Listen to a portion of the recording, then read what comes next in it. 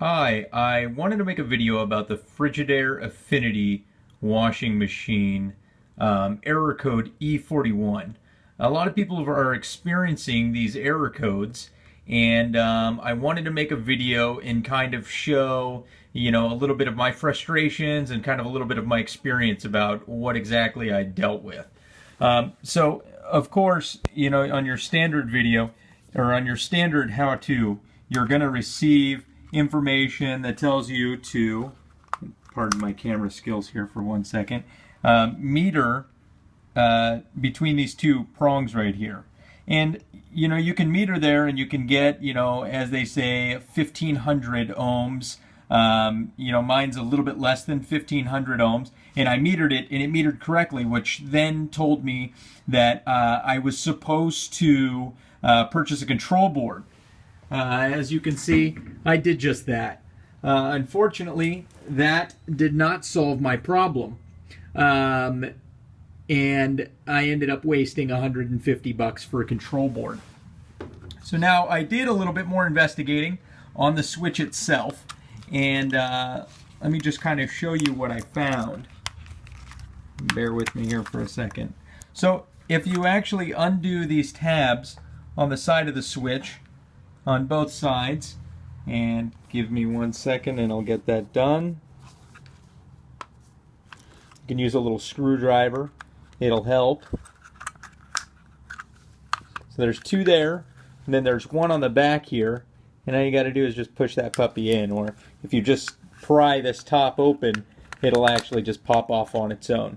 So I did a little further investigating and I looked inside of here, and what I had found out is that on my unit there's a coil down there. It's in the bottom, and that coil has got obviously two wires. So it's one solid piece of wire, and the wire connects on one side to this terminal here. Oh, can't see my finger in the video. So on this terminal, it's the terminal on the right hand side. And then the other wire connects on this terminal here, which is the one all the way over to the left-hand side. So I don't know what the ohms or the proper ohms or resistance should be on that. I'm assuming there shouldn't be any at all, as it's one solid connection. But we'll actually use a voltmeter and we will find out exactly what the resistance is.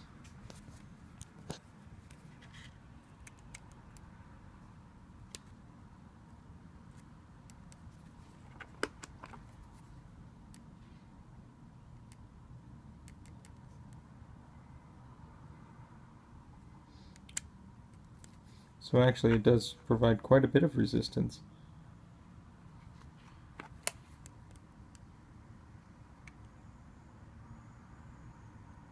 So on mine, we'll just go ahead and secure these in here for a second.